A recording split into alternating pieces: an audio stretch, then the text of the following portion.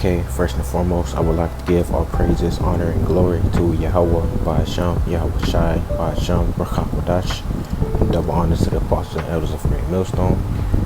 Shalom to the for the leg. Today we're going to be continuing with Isaiah, the book of Isaiah, and we're in chapter 5. So it says, the parable of the vineyard, Isaiah chapter 5, verse 1. Now will I sing to my well-beloved a song of my beloved touching his vineyard. My well-beloved hath a vineyard in a very fruitful hill. Now it says, I will sing to my well-beloved. So, Isaiah is singing to that well-beloved, which is the Most High, right? And his vineyard is Israel, in which it says hath a vineyard in a very fruitful hill, being Jerusalem. So this is the vineyard. The Most High's vineyard is Israel, which is in Jerusalem.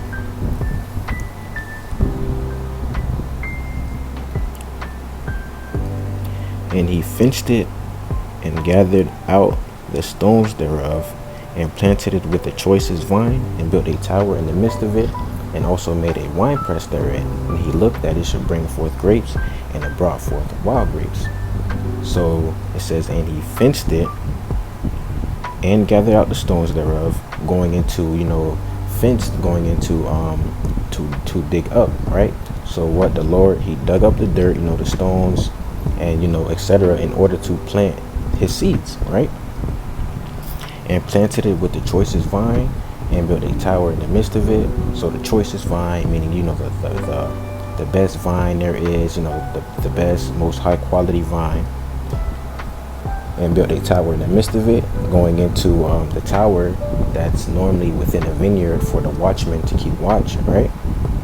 And also made a wine press therein, in which a wine press is used to pretty much, wine press is like a thing where you gather the grapes up or whatever you grow, and then you stump them in means of extracting the juice, in order to make what? Wine. That's why it's known as a wine press.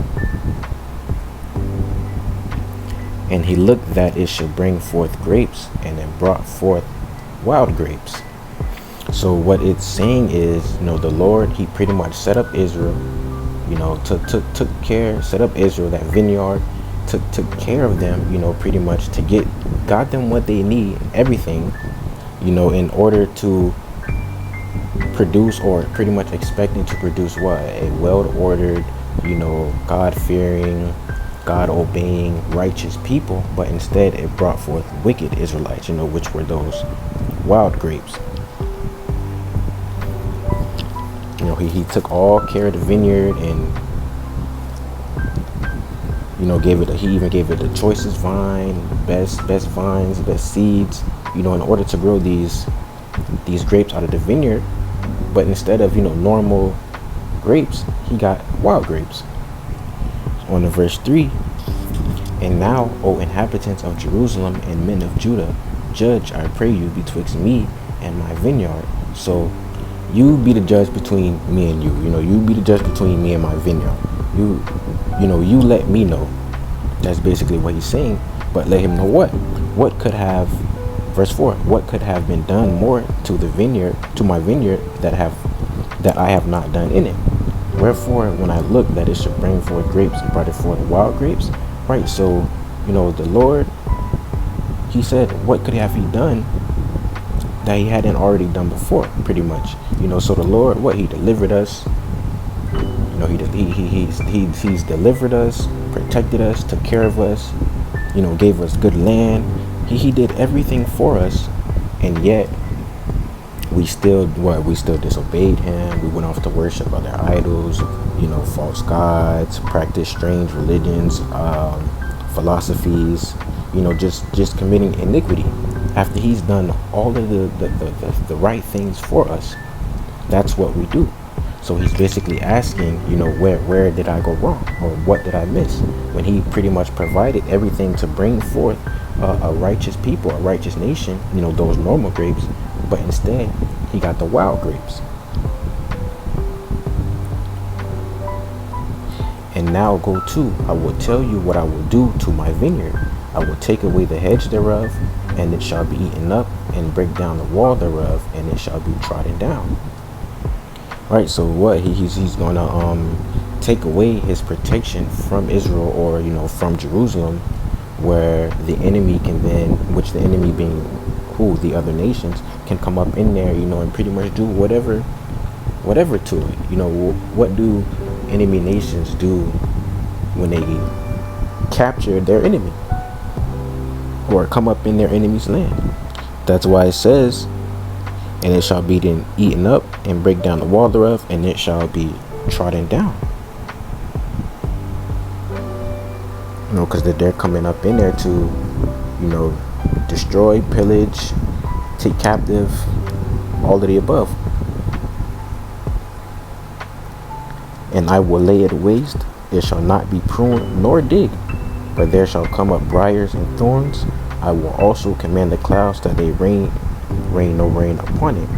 Now it says, and I will lay it waste, and it shall not be pruned nor digged, meaning he's going to stop caring for the vineyard. He's going to leave it for dead. He's going to stop caring for Israel. Just leave it out there, helpless. But there shall come up briars and thorns, going into the other nations, coming in there and taking over. And I will also command the clouds that they rain no rain upon it. So what, when for the vineyard, rain is needed, that rainwater is needed for what? To grow, to survive, to thrive. And if he's saying he's commanding the clouds to not rain no more upon it, meaning he's going to stop providing, the resources for us to survive, to thrive as a people, as a nation. For the vineyard of the Lord Yahweh Ba'ashem Yahushai of hosts is the house of Israel, right? So here Isaiah is explaining it. And the men of Judah his pleasant plant, and he looked for judgment, but behold oppression, for righteousness, but behold a cry, right? So he looked for righteousness in his people, but found the opposite. He did for us and provided for us all the things in order to pretty much produce what? A righteous nation. But instead he got the opposite.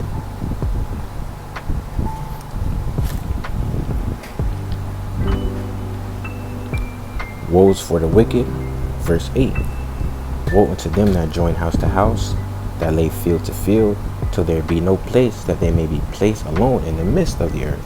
Right, and what this is going into, how you had some Israelites who were rich, right, that would pretty much buy out the lands, which would end up evicting the people who lived in those lands that they bought out. And they would do this to many areas. That's why it says house to house and field to field. They're pretty much just accumulating land on top of land on top of land for themselves, that they may be placed alone in the midst of the earth. Now, I want to get this in the NLT because it reads, nicely. What sorrow for you who buy up house after house and field after field, until everyone is evicted and you live alone in the land. That's right. Because that's what that goes into greed, that which is wicked. In mine ears, said the Lord Yahweh of hosts, of a truth many houses shall be desolate, even great and fair, without inhabitant. Right, so Isaiah heard the Lord say this. He heard the Lord say, of a truth many houses shall be desolate, even great and fair, without inhabitant. Going into what? He was going to destroy all the houses, even the great and fair. So even the nice ones, the mansions, so on and so forth, they were all going to be destroyed without inhabitant, right? Because what was going to happen to the inhabitants? They were wicked. They too were going to be destroyed or taken captive. Yeah, 10 acres of vineyard shall yield one bath, and in seed of an homer shall yield an ephah. So it says, 10 acres of a vineyard shall yield one bath, which a bath goes into a unit of measure for liquid. Right, let's see. Unit of liquid measure equal to dry measure ephah, about 9 imperial gallons, or 40 liters. Rabbinical writings give size of 1/2 this amount. So about a liquid measure 9 imperial gallons, which an imperial gallon, I believe, is just a little more than a regular gallon, like here in America. So we're just gonna say gallons.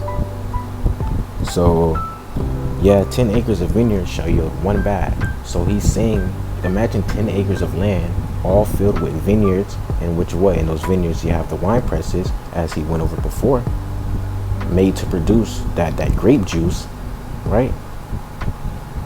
But 10 acres of land, 10 acres of wine presses was only able to produce, 9 gallons of juice, 9 gallons of that liquid, as opposed to 10 acres, we're just going to throw a number out there, producing, 100,000 gallons. Instead of that, it only produced 9. And the seed of an omer shall yield an ephah. Now, an omer and an ephah also going into units of measure. Now it says in seed of an omer. Let's see how much this is. Omer, a unit of dry measure, about 65 imperial gallons. So we're going to say 65 gallons. And an ephah or ephah,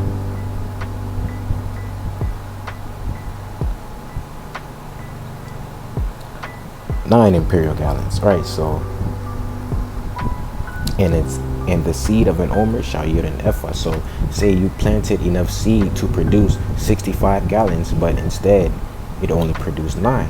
And what this is really conveying or hitting at is that, going into how marginal the land would be. Marginal land means, we'll just search that up.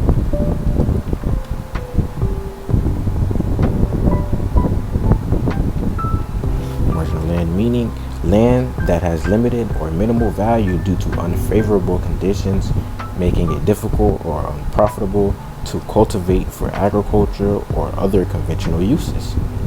Marginal land is land that has little or no agricultural or industrial value. Marginal land has little potential to profit and often has poor soil or other undesirable characteristics. This type of land is often located at the edge of deserts.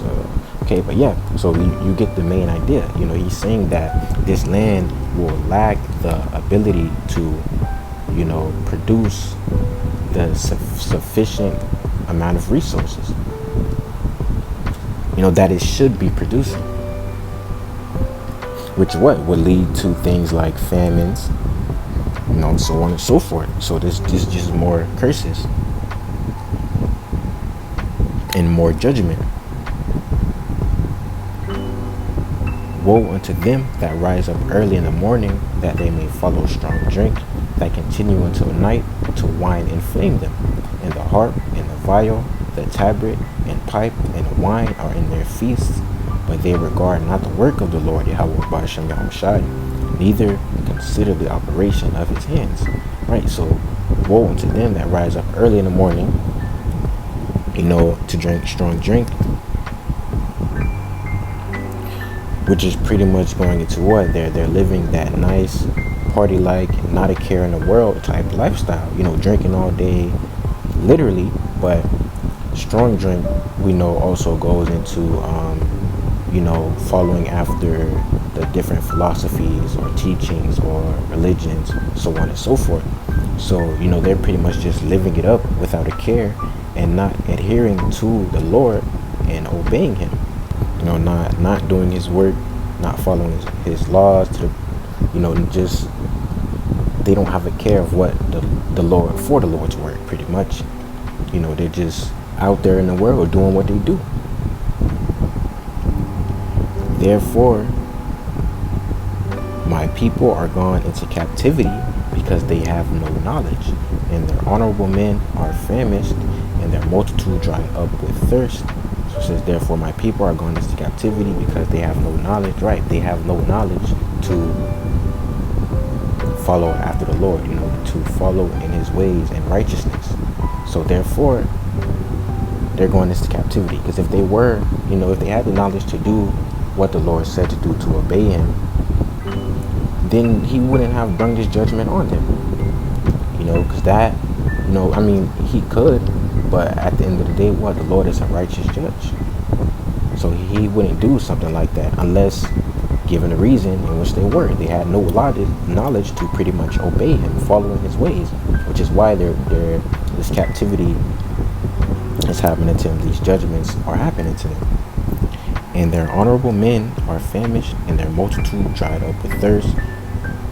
Right, pretty much going into the harsh conditions they were in, or the times that they were going through. Verse 14. Therefore hell hath enlarged herself, and opened her mouth without measure, in their glory, and their multitude, and their pomp, and he that rejoiceth shall descend into it. Now it says, therefore hell hath enlarged herself, and opened her mouth without measure. Now this hell being the grave, not a place where you go to burn for eternity. Hell being the grave, this signifies what? A mass death, right? Because it's personifying hell as something, or a woman opening her mouth with pleasure. It's pretty much eating up what? All the dead bodies, all the bodies going down into the grave because they're dying. A mass death. In their glory, and their multitude, and their pomp, going into the pride, the proud, and he that rejoices shall descend into it. Meaning what? They're all going to die. And the mean man shall be brought down, and the mighty man shall be humbled, and the eyes of the lofty shall be humbled. Right? So, and the mean man like in the previous chapters, going into what? Someone of lower status, lower rank. So it says, and the mean man shall be brought down, and the mighty shall be humbled, and the eyes of the lofty shall be humbled. Pretty much going into, from the low to the high of society, they're all going to be humbled. All that pride going to be gone.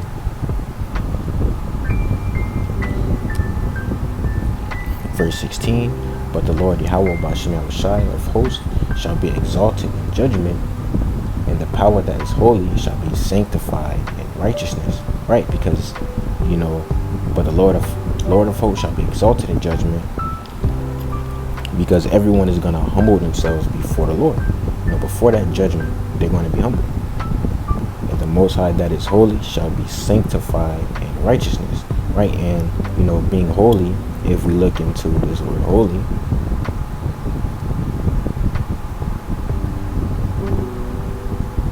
it's holy, sacred, holy one, saint, set apart.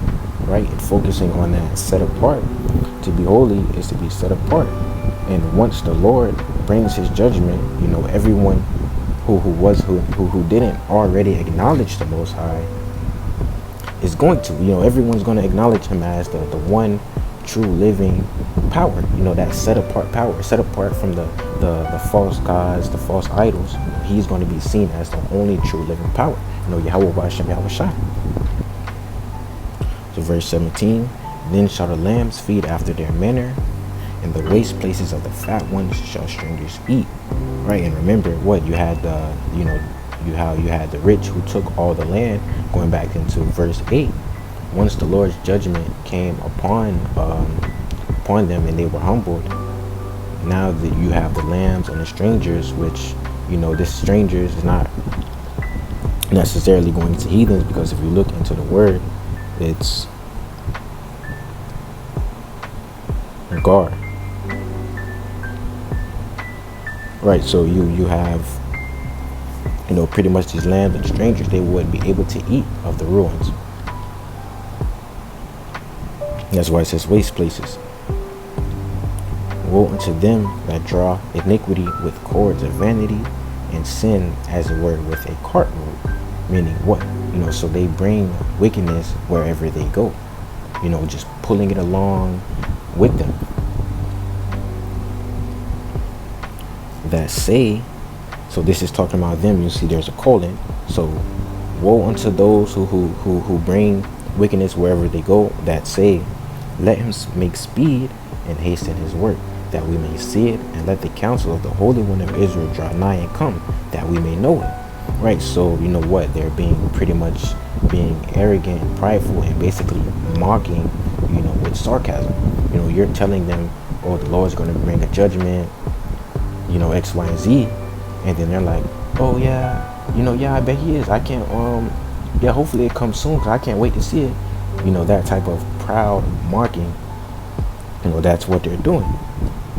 Woe unto them that call evil good and good evil, that put darkness for light and light for darkness, that put bitter for sweet and sweet for evil, right? So, they promote wickedness and condemn righteousness. Woe unto them that are wise in their own eyes and prudent in their own sight. So, in their own mind, they think they're right. They convince themselves that what they're doing is right, pretty much thinking they're slick. Like, say if there's they try to find pretty much gateways to commit wickedness. They think to themselves, oh, if I do this, then I do that, and I do this, then technically I'm not going off, right? Trying to convince themselves what that they're right.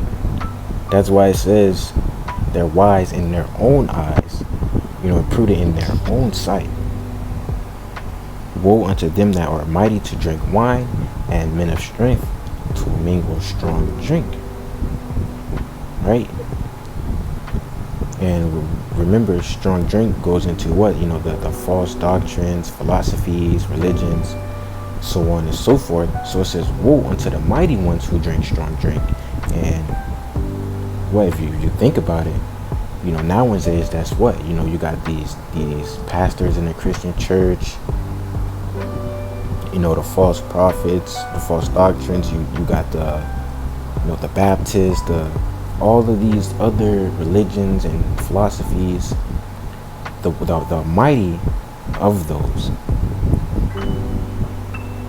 And we see again, it's another apostrophe, so it's a continuation. It says, woe unto them that are mighty to drink wine, and men of strength to mingle strong drink, which justify the wicked for a reward, and take away the righteousness of the righteous from him. So they justify the wicked for a reward, meaning what? They take bribes, payoffs, and take away the righteousness of the righteous from him, right? So meaning there's no justice. They take the justice from the right man because they're being paid off by the wicked. And goes into what? They're not judging righteous judgment, which we know we are to do. Let's get that real quick.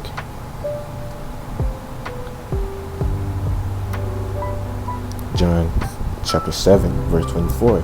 Judge not according to the appearance, but judge righteous judgment. Now here it says appearance, but focuses on judge righteous judgment.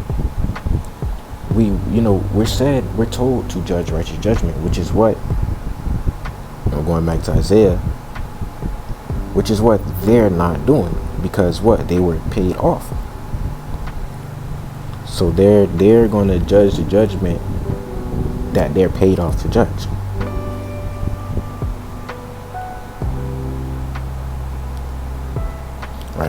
Right, which justify the wicked for reward, and take away the righteousness of the righteous from him. Right, so there's no justice. But also, if you're thinking of it in today's world, another way that I thought of it was, once again, you have you have people like pastors in the Christian church who are paid off, to pretty much come against what? Who come against the true prophets of the Lord, the apostles, bishops, and elders on down of GMS, and pretty much taking their righteousness away from them, right? Why? Because they're paid off to pretty much demonize them as the wicked of society. They're the unrighteous. They're the ones preaching hate. They're the ones preaching hate. So they're taking away the righteousness from the righteous. So that's another way to look at it. Therefore, as the fire devoureth the stubble, and the flame consumeth the chaff, so their root shall be as rottenness, and their blossom shall go up as dust, because they have cast away the law of the Lord Yahweh Ba'ashem Yahushai of hosts, and despised the word of the Holy One of Israel. Now it says, therefore, as the fire devours the stubble, and the flame consumeth the chaff, which the stubble and the chaff are going into like the remains of grain, right? Like the little weeds, the stubble, like the little weeds that stick out of the ground, that you would pluck the grain from. And the chaff is like, let's say if you were to grow some type of seeds, and the seeds are in a pod, right? You would take them out of the pod, and that leftover like waste pretty much would be the chaff. And chaff and stubble, when you light them, they're easily they're easily and quickly burned by fire. So it says, so their root shall be as rottenness, and their blossoms shall go up as dust. So just as quick and easy that the stubble and the chaff, were destroyed by the fire, the Lord will do the same to the wicked Israelites, pretty much likening them unto a plant in which he destroyed the root. Because what? When you destroy the root of a plant, you destroy the whole thing, because that root is needed for the survival. That's what soaks up the nutrients for the plant to grow. So if you destroy that root, what does it say? The blossom shall go up as dust, meaning it would be decayed, it would be destroyed.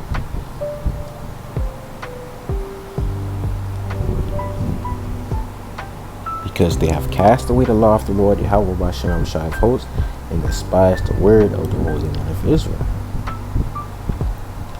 Therefore, in the anger of the Lord Yahweh, therefore is the anger of the Lord Yahweh B'Shem Yahushai kindled against his people, and he hath stretched forth his hand against them, and hath smitten them, and the hills did tremble, and their carcasses were torn in the midst of the streets. For all this his anger is not turned away, but his hand is stretched out still. So it says, therefore is the anger of the Lord kindled against his people, and he hath stretched forth his hand against them. Meaning what? He's bringing that judgment. And hath smitten them, and the hills did tremble, and their carcasses were torn in the midst of the streets. For all this his anger is not turned away, but his hand is still stretched out.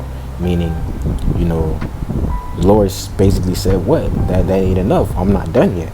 It's like, that's why his hand is still stretched out. So yeah, I bring this judgment, but I'm not done. My hand's still stretched out. I'm bringing more judgment. And that's like, let's say you get in trouble, right? You get home and you get a whooping, right, with the belt.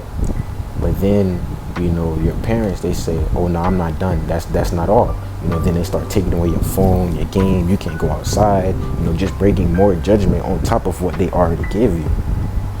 That's what the Lord's doing. And that's why his hand is stretched out still. He's bringing more judgment. He ain't done yet. The amount of judgment he brung doesn't outweigh the amount of wickedness y'all did to be being judged in the first place. He's not satisfied.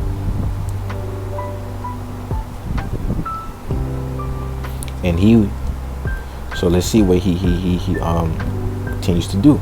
And he will lift up an ensign to the nations from afar, and will hiss unto them from the end of the earth, and behold, they shall come with speed swiftly.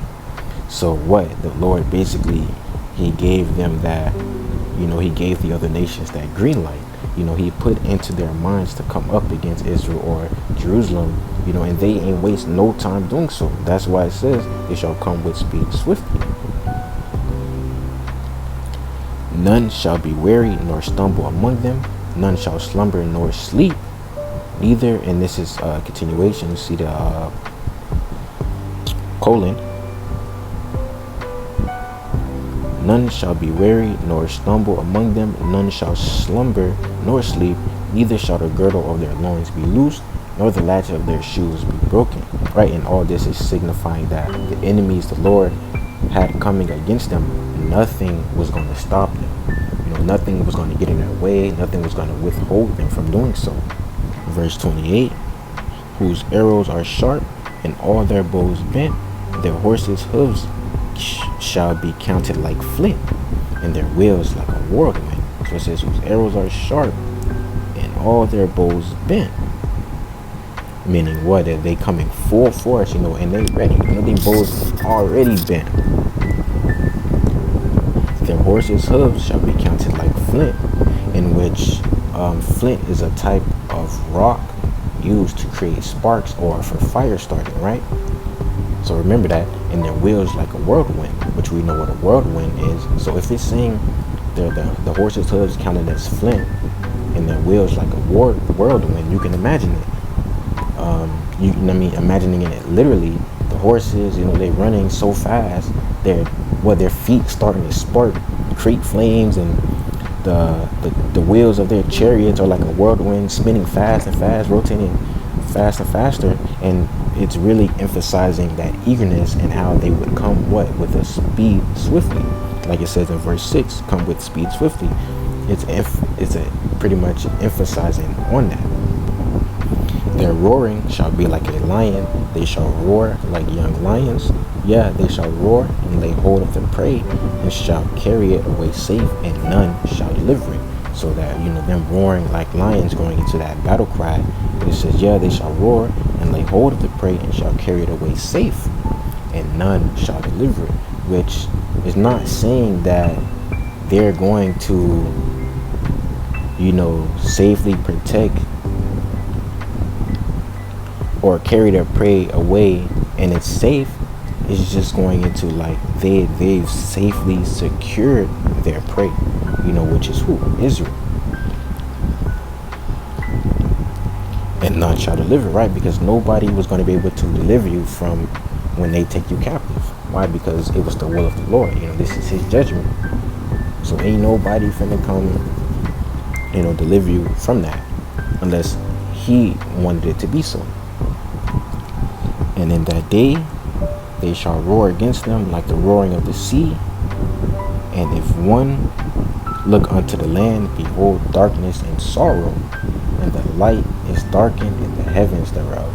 Right? So it's meaning after the judgment, after the other nations came, did what they did, took away the people captive.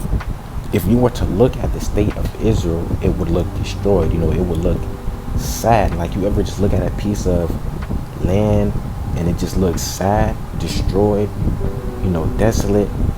That's what it's going into. If you were just to look at the land and just think of a word to describe it, it would just be like destroyed, like just down, like. And that's why it says, darkness and sorrow, and the light is darkening the heavens thereof. Because it was probably dark, clouds above, from the smoke, the flames, or whatever. So it was just like utterly destroyed, straight destruction. So yeah, that's Isaiah 5. So here, Isaiah 5, quick summary. He starts off with the parable of the vineyard, likening Israel unto the wicked Israelites unto the wild grapes, and how the Lord did everything for the vineyard in order for it to produce, normal grapes, the righteous, a righteous nation, but instead it produced wild grapes, wicked people. And then it goes into the judgments of, pretty much the wicked, how the Lord, those who take bribes from the wicked, those who,